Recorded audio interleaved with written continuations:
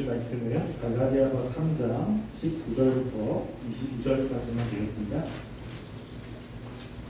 갈라디아서 3장 19절부터 22절까지입니다. 한 절씩 교독하겠습니다. 그런즉 율법은 무엇이냐 범법함으로 더하여진 것이라 천사를 통하여 한 중보자의 손으로 베푸신 것인데 약속하신 자손이 오시기까지 있을 것이라. 그 중보자는 한 명만 위한 자가 아니라 하나님의 한 분이시라. 그러면 율법이 하나님의 약속들과 반대된 것이냐? 결코 그럴 수 없느니라. 만일 능히 살게 하는 율법이 주셨더라면 우리가 반드시 율법으로 말미암았으리라. 그러나 성령이 모든 것을 죄 아래에 가두었으니 이는 예수 그리스도를 믿음으로 말미암는 약속을 믿는 자에게 주여야 합니다. 아멘. 네, 우리가 거의 한 달 만에 다시 갈라디아서로 돌아온 것 같습니다. 그동안 충동원 주일과 또 수련의 말씀들을 함께 나누었는데 이제 갈라디아서로 다시 돌아와서 이 말씀들을 함께 살펴보려고 합니다.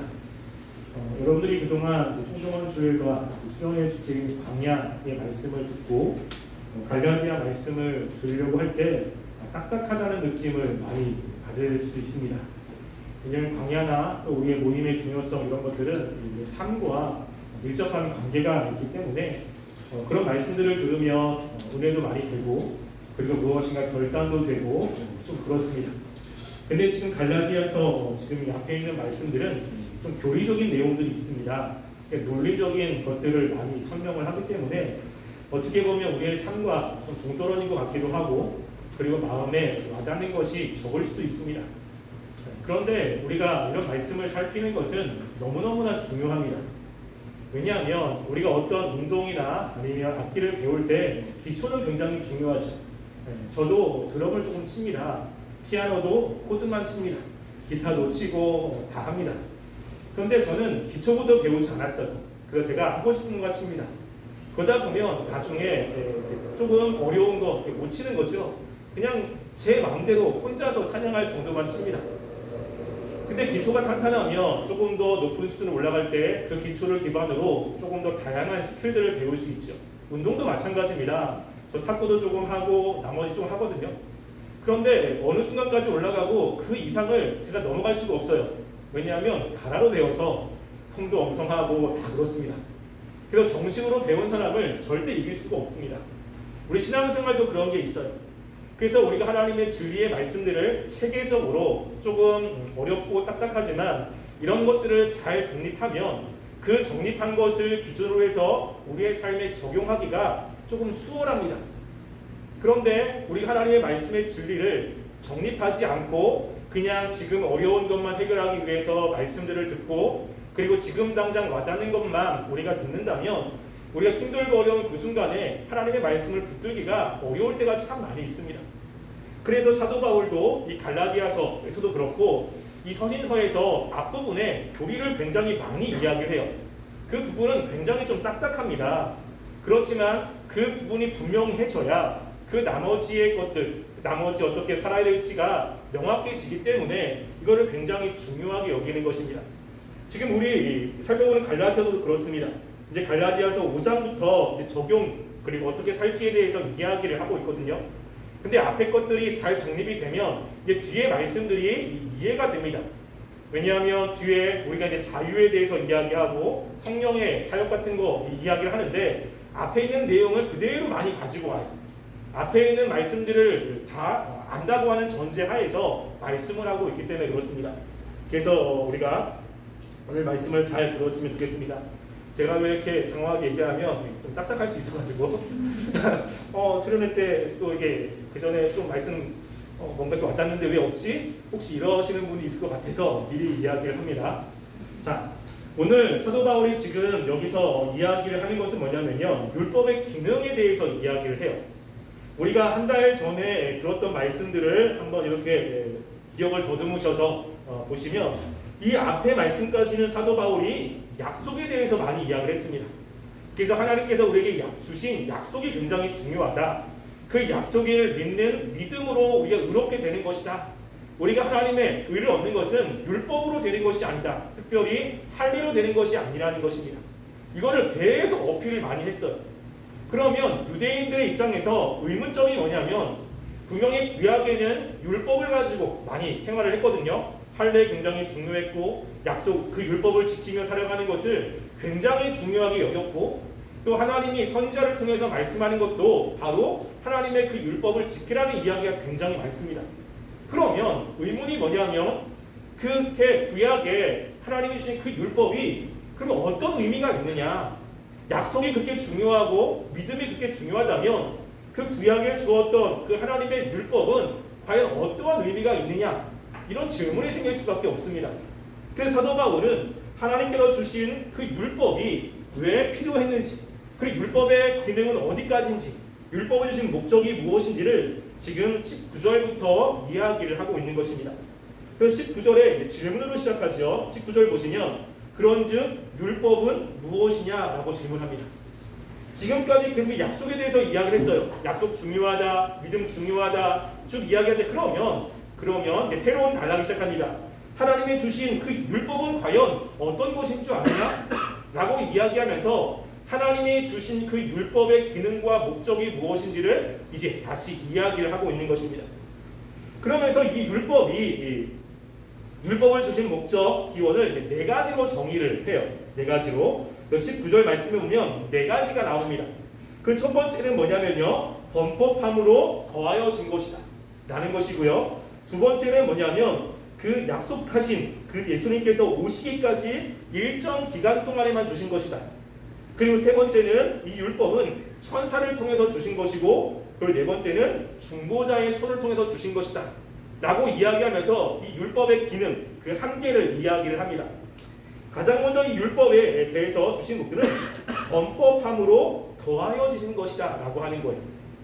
무엇이냐면 이 율법은 그 약속, 그 언약보다 중요한 것이 아니라 언약을 보충하기 위해서 주어진 성격이라는 것을 이야기를 합니다.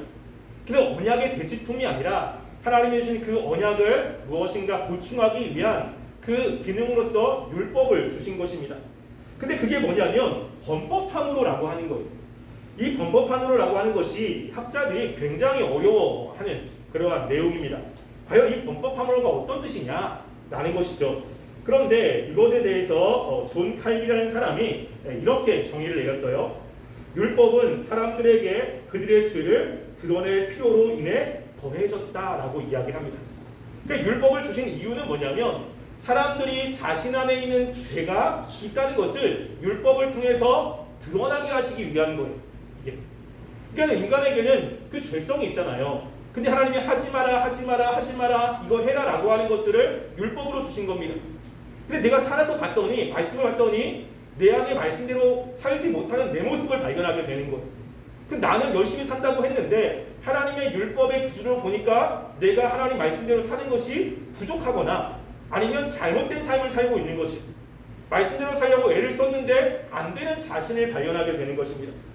그래서 이 율법은 사람들이 가지고 있는 죄를 드러내기 위한 거예요. 죄를 더하기 위한 것이 아니라 이 율법이 통해서 내 안에 죄가 있구나라는 것을 발견하기 위해서 이 율법을 주었다는 것을 가장 먼저 이야기를 하고 있는 것입니다. 두 번째는 뭐냐면 제한된 기간이 있다라고 하는 거예요. 그래서 19절 말씀에 보면 그 마지막에 이렇게 이야기하죠. 약속하신 자손이 오시기까지 있을 것이다 라고 이야기합니다. 그러니까 하나님께서 율법을 주신 것은 이 율법이 끝까지 그 예수님이 재림하고 하나님께서 이 세상을 멸망하실 때까지 있는 것이 아니라 일정 기간 동안만 이 율법이 기능한다라고 하는 것입니다.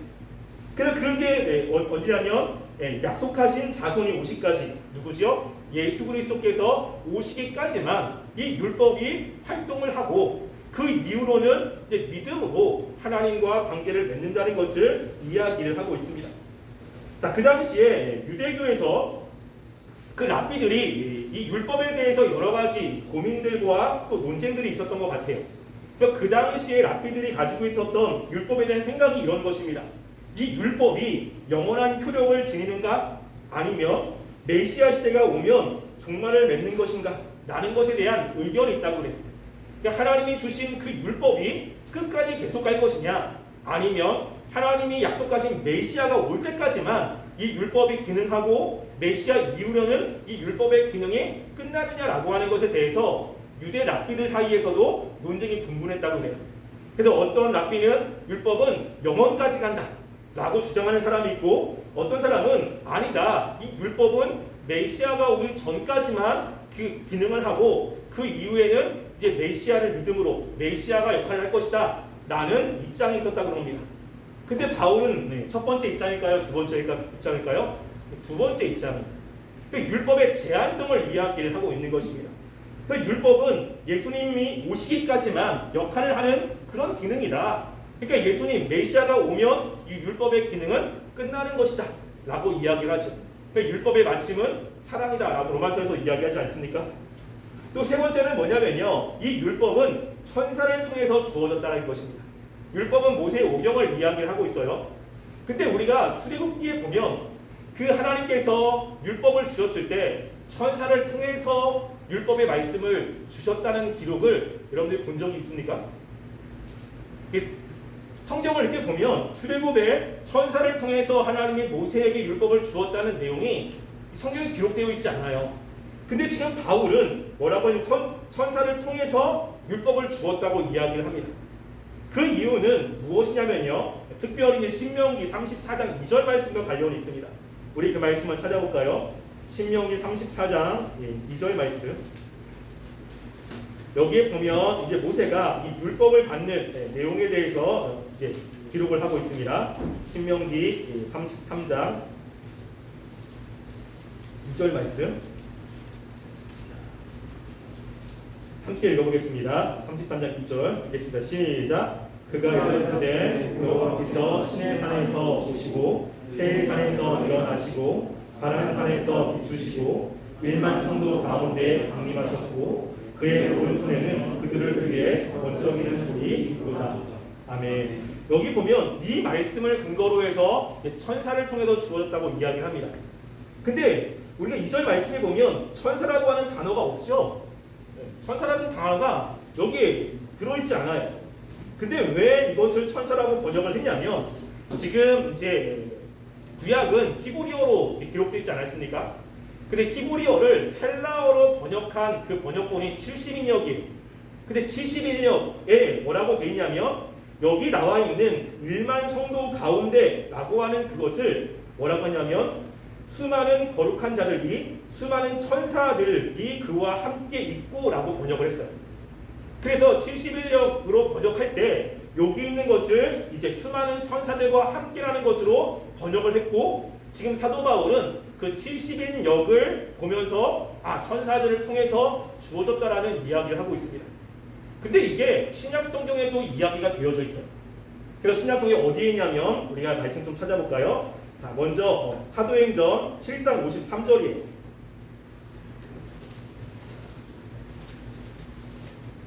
사도행전 7장 53절은 스데반의 마지막 죽기 전에 했던 그 설교가 기록되어 있는데요. 사도행전 7장 53절 말씀 우리 함께 읽어보겠습니다. 시작. 너희는 천사가 전한 율법을 받고 지키지 아니하였도다. 여기 보면 스데반이 이야기할 너희는 천사가 전한 율법을 받고도 지키지 않았다 라고 스데반도 그렇게 보고 있는 거죠. 뿐만 아니라 우리가 이제 새벽에 살펴봤던 히브리서에도 그렇습니다. 우리 히브리서 2장 2절에도 볼까요? 히브리서 2장 2절 말씀 보시면 여기서도 똑같이 이야기를 하고 있습니다. 히브리서 2장 2절 말씀 함께 읽어보겠습니다. 시작. 천사들을 통하여 하신 말씀이 견고하게 되어 모든 범죄함과 순종하지 아니하니 공정한 보응을 받거든. 여기서도 보면 이 히브리서 기자가 천사를 통하여 하신 말씀이라고 하는 거죠. 이게 뭐죠? 율법을 이야기를 하고 있어요. 그러니까 그 당시에 초대교회에 있었던 사람들은 그 모세를 통해서 모세에게 하나님 율법을 주었을 때 천사를 통해 주었다고 생각을 하고 있는 겁니다. 그러니까 이 율법은 하나님이 직접 준 것이 아니라 천사를 통해서 준 거예요. 그러니까 무엇인가 직접 받은 것보다는 열등할 수밖에 없는 거지. 뿐만 아니라 이 율법을 이스라엘 백성들에게 줄 때 직접 준 게 아니라 또 중보자를 통해서 주었다고 이야기를 합니다. 이 중보자가 누구죠? 모세를 통해서 주고 있는 거예요. 우리가 출애굽기 19장 말씀을 예전에 살펴본 적이 있습니다. 하나님과 이스라엘 백성들이 언약을 체결할 때 모세가 하나님께 나가서 하나님의 말씀을 듣고 내려와서 이스라엘 백성에게 전하고, 그리고 이스라엘 백성의 말씀을 또 하나님께 가가지고 이야기하고 계속 왔다 갔다 중보자 역할을 하죠. 그리고 나서 이스라엘 백성과 하나님이 언약을 체결합니다. 그게 이제 십계명의 내용이죠. 하나님께서 십계명의 내용을 이제 이스라엘 백성들에게 이야기를 합니다. 첫 계명, 두 번째 계명 쭉쭉 이야기를 하는데, 그 다음에 이제 일어난 사건이 뭐냐면 이스라엘 백성들이 이제 산 가운데에서 하나님께서 번개와 그리고 천둥을 통해서 말씀을 하시는 거예요. 그러니까 구름이 있고 번개와 그리고 천둥이 치면서 말씀을 하니까 이스라엘 백성 마음 가운데 뭐가 생겼냐면 두려움이 생겼어요. 두려움. 그래서 이스라엘 백성들이 모세에게 요청한 내용이 있습니다. 자, 우리가 출애굽기 말씀 볼게요. 이것도 출애굽기 20장 18절부터 20절, 18절부터 21절 말씀.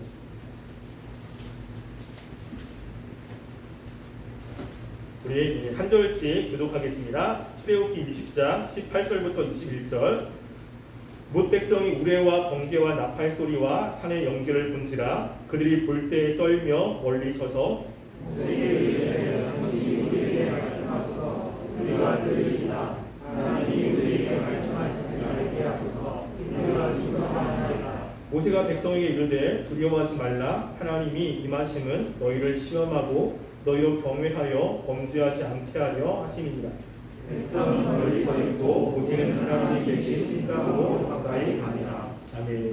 여기 말씀에 보면 하나님이 이스라엘 백성들에게 십계명을 설명을 해주신 거예요. 이스라엘 백성들 그걸 듣는데 두려운 거죠. 왜냐하면 우레와 번개와 나팔 소리와 산의 연기들이 가득한 겁니다. 이 연기는 이제 구름을 이야기를 하죠. 이것 때문에 이스라엘 백성 마음에 두려움이 있는 거예요. 계속 거기 서 있다가는 자신들이 그 하나님으로 해서 죽을 수 있다는 생각이 든 겁니다. 그래서 뭐라고 하냐면 모세에게 얘기하는 거예요. 모세. 그래서 우리는 너무 무서우니까 당신이 하나님의 말씀을 듣고 우리에게 전해주세요 라고 요청을 한 겁니다. 하나님도 그들의 요청을 수용하셔서 이제 그렇게 하라고 이야기를 하죠. 그리고 나서 21절에 보면 백성은 멀리 서 있고 모세는 하나님에 계신 흑암으로 가까이 가니라 라고 이야기합니다. 무엇이죠? 모세가 이제 하나님께 말씀을 받고 그 말씀을 백성들에게 전하는 것이 율법이라고 하는 거예요. 그 율법이라고 하는 것은 하나님이 직접 이스라엘 백성들에게 이야기한 것이 아니라 중보자를 통해서 주어졌다는 이야기를 하고 있는 것입니다. 그러니까 지금 계속해서 뭘 이야기를 하고 있냐면 율법은 약속보다 열등한 것이라는 것을 계속 이야기를 하고 있는 거예요. 그래서 이 율법은 약속을 조금 더 충족시키기 위해서 더하기 위해서 주신 것이고, 그리고 이 율법은 영원까지 계속 가는 것이 아니라 일정 기간 동안에만 활동할 수 있도록 주신 것이고, 이 율법은 하나님이 직접 준 것이 아니라 천사를 통해서 준 거고, 또 특별히 이스라엘 백성들에게는 모세를 통해서 준 것이다 라는 이야기를 하면서 이 율법이 너희들이 그렇게 중요하게 여기는 그 율법은 약속에 비해서 열등한 것이다 라는 것을 이야기를 하고 있는 것입니다. 그러면서 사도 바울은 우리 갈라디아서로 돌아가면요, 그 다음 20절 말씀에 계속 이야기를 하는 것이 이것입니다. 20절 말씀에 보면 뭘 이야기를 하냐면 이렇게 이야기합니다. 그 중보자는 한 평만 위한 자가 아니나 하나님은 한 분이시니라 라고 이야기해요. 지금 사도 바울이 중보자에 관한 이야기를 하고 있는 거예요. 그래서 이 중보자의 역할이 어떤 것인지를 먼저 이야기를 합니다. 그러면 중보자라는 것은 이쪽 얘기도 듣고 이쪽 얘기도 듣는 거죠. 그러니까 서로 얘기를 듣고 조율해주는 사람이에요. 한편만을 위해서 얘기하는 것이 아니라 이쪽도 듣고 이쪽도 들어요. 그래서 중재 역할을 하는 거잖아요. 그런데 하나님은 한 분이라는 거예요. 모세가 그렇게 할 때 하나님 편에서만 이렇게 말씀한 것이 아니라 인간이 가지고 있는 연약함 이런 것들도 고려해가지고 말씀을 한 거라는 거죠. 근데 하나님은 한 분이시기 때문에 하나님께서는 직접 말씀하시기 때문에 그 율법보다 하나님이 직접 하신 그 사역이 그것들이 훨씬 더 정결하고 훨씬 더 가치가 있는 것이라는 것을 먼저 이야기를 하고 있는 것입니다. 그러면서 이제 또 질문을 하는 거예요. 21장에 보면 이렇게 질문을 하죠. 그러면 율법이 하나님의 약속들과 반대되는 것이냐? 라고 질문을 하는 거예요. 이렇게 율법이 가지고 있는 한계가 분명히 있습니다. 지금 바울이 계속 약속을 이야기를 하고 있잖아요. 그러면 약속과 율법이 서로 반대되는 거냐? 그러면 약속을 열심히 지키면 율법은 필요 없고, 그리고 율법을 지키면 약속이 필요 없고 이런 것이냐? 라고 하면서 이 율법을 버려야 되는가? 뭐 이런 의미가 있을 수 있죠. 우리가 예수님을 믿으면 우리가 믿음으로 구원을 받잖아요. 그러면 우리가 하나님의 율법을 지킬 필요가 없나요? 십계명을 지킬 필요가 없나요? 어떻습니까? 우리가 믿음으로만 구원을 받잖아요. 그럼 우리가 믿습니다 하니까 우리가 하나님의 주시는 그 약속들 행함으로 구원받는 게 아니에요. 그럼 우리는 행함은 필요가 없나요? 그렇지 않죠. 근데 지금 약속을 잡고만 이야기를 하니까 그러면 율법은 필요 없나? 라고 하는 이러한 생각이 들 수 있는 거죠. 그냥 믿음 하면 실제로 우리가 말씀대로 하나님의 말씀대로 지키는 거 과연 무슨 의미가 있을까? 믿음으로 되는 것인데 행위는 아무런 의미가 없다면 과연 내가 하나님께 행하는 이런 행위는 과연 어떤 의미가 있나? 라고 하는 의문이 생길 수도 있습니다. 그 구원파나 이런 데 보면 믿으면 그 다음에 어떻게 행동해도 상관이 없죠. 그래서 여기도 마찬가지예요. 그러면 우리가 율법이 하나님의 약속들과 반대되는 것이냐? 그래서 율법을 지키면 믿음이 있으면 율법은 필요 없는 것이냐? 라는 질문이 생기는 겁니다. 사도 바울이 뭐라고 이야기하죠? 결코 그럴 수 없다는 거예요. 결코. 그러니까 율법이 그 믿음이 있어도 율법이 가지고 있는 기능이 있다는 것입니다. 사도 바울이 율법을 완전 버리질 않아요. 분명히 어떤 곳에서는 율법이 악한 것이라고 이야기를 하지만 어느 곳에서는 하나님의 율법을 지키라고 이야기를 하고 있습니다. 되게 좀 헷갈리죠. 지금 사도 바울이 그러면서 이것을 정립을 하고 있는 것입니다. 자, 뭐라고 하냐면 결코 그럴 수 없는데 왜냐하면 자 21절 보시면요 이렇게 이야기를 하죠.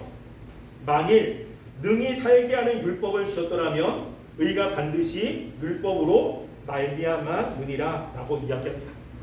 뭐라죠? 능히 살 수 있는 율법, 하나님 앞에서 살 수 있는 것으로 율법을 주었다면 의가 율법으로 말미암게 돼요. 그런데 율법은 그런 기능이 아니라는 거예요. 하나님이 처음부터 주었던 그 율법이라고 하는 것은 우리가 하나님 앞에 의롭게 되기 위해서 준 영역이 아니라는 겁니다. 근데 유대인들은 뭐라고 생각하냐면 우리가 하나님 앞에 의롭게 되기 위해서 율법을 지켜야 된다고 생각을 하는 거예요. 근데 하나님이 원래부터 율법을 주신 거는 의롭게 되기 위해서 율법을 주신 게 아니잖아요. 하나님의 백성이 되기 위해서 율법을 주신 것이 아닙니다. 율법을 지켜야 하나님의 백성이 된다고 이야기하지 않아요. 여러분 출애굽기에서 하나님이 율법을 주었을 때 너희들이 이렇게 지키면 내 백성이 되겠다라고 해서 율법을 주신 것입니까? 아니면 내 백성이기 때문에 이렇게 지키라고 준 겁니까? 첫 번째요, 두 번째요? 두 번째죠. 근데 지금 이 유대인들은 뭐라고 이야기하냐면 우리가 율법을 지켜야 하나님의 자녀가 되고 율법을 지켜야 의롭게 된다고 이야기하는 거예요. 율법을 주신 목적은 그게 아니라는 거예요. 율법으로 하나님 앞에 의롭게 되기 위해서 주신 것이 아니라는 것입니다. 만약에 그 율법이 형식적으로 그것을 행하는 사람에게 복과 생명을 준다면 이 말씀 있잖아요. 너희가 이 말씀에 순종하면 복을 얻고 말씀에 불순종하면 화를 얻는다 라는 말씀이 있어요. 그래서 너희 앞에 순종과 불순종이 있는데 너희가 선택하는 것에 따라서 화도 그리고 생명도 얻을 수 있다고 이야기를 합니다. 그러면 그 말씀은 정말로 우리가 말씀대로 다 지켜야 하나님의 복을 받는가 그것을 이야기하는가 라고 이야기할 때 그렇지 않습니다. 만약에 우리가 하나님의 말씀을 다 지켜야 복을 받을 수 있다면 인간은 하나님의 말씀을 지킬 수 없기 때문에 복을 받을 수 있는 길은 하나도 없다라고 하는 거죠. 자, 그래서 그것을 갈라디아서는 아니지만 로마서에서 이야기합니다. 자, 로마서 7장 10절 말씀을 볼까요? 로마서 7장 10절 말씀.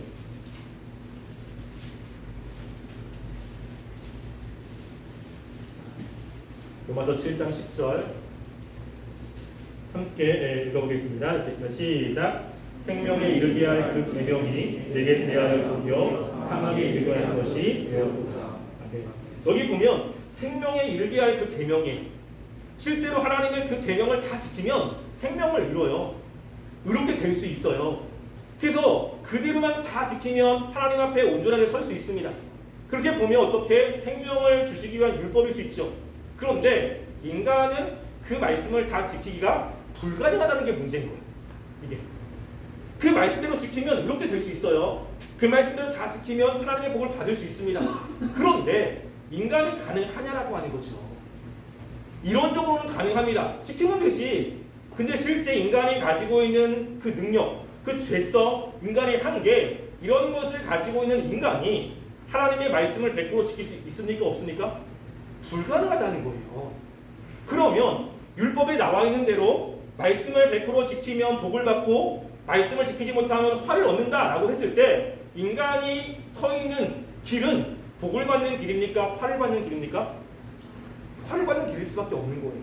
그럼 누구도 율법으로 의롭게 될 수도 없고 하나님의 축복을 얻을 수 없다라고 하는 게 결론이에요. 율법이 주신 원래 목적은 그것이 아니라는 것입니다. 율법을 주신 원래 목적은 율법대로 100% 지키라. 그래야만 의롭게 된다라는 것을 이야기하는 범주가 아니라는 것을 지금 이야기를 하고 있는 것이죠. 그러면 이 율법을 주신 것은 어떤 의미냐라는 거죠. 그러면 그게 이제 22절에 나옵니다. 우리 갈라디아서 잘 따라오고 계시죠? 네. 네. 자, 갈라디아서 우리가 3장 22절에 이제 이야기를 하는 거예요. 자, 22절 함께 읽어보겠습니다. 시작. 그러나 성경의 모든 것을 죄 아래 두었으니 이는 예수 그리스도를 믿음으로 말미암는 약속을 믿는 자에게 주려 함이라. 아멘. 그러나라고 하면서 그 앞의 내용과 대조를 이룹니다. 뭐라고 하면 그러나 성경이 모든 것을 죄 아래 두었으니라고 이야기하는 것. 무엇이죠? 이 세상에 있는 모든 인간들은 죄의 지배 가운데 있다는 것인데 이게 문제가 되는 거예요. 이론적으로는 말씀에 순종하면 의롭게 되는 게 맞아요. 그리고 그렇게 할 수 있을 것 같기도 합니다. 근데 문제는 인간의 실존이 그렇지 않다는 거예요. 성경의 모든 인간들은 다 죄의 지배 가운데 있고 죄성을 가지고 있습니다. 죄성을 가지고 있는 인간은 절대 하나님의 말씀을 100% 순종할 수 없다는 게 문제인 거예요. 이게.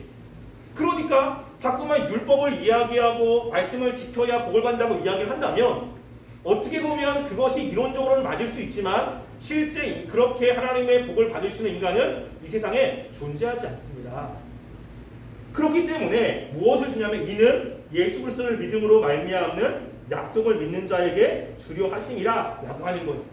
율법의 기능은 뭐냐면 자꾸만 자신의 죄를 깨닫고 율법을 지키려고 애쓰면 애쓸수록 지킬 수 없는 자신을 발견하게 되는 거예요. 왜 나는 안 되지? 왜 나는 이 말씀을 못 지킬까? 하나님이 원하시는 대로 내가 지킬 수 없는 자신을 발견하면서 어디로 가게 만든다고요? 예수 그리스도에게로 가게끔 하는 것이 율법의 역할이라는 것입니다.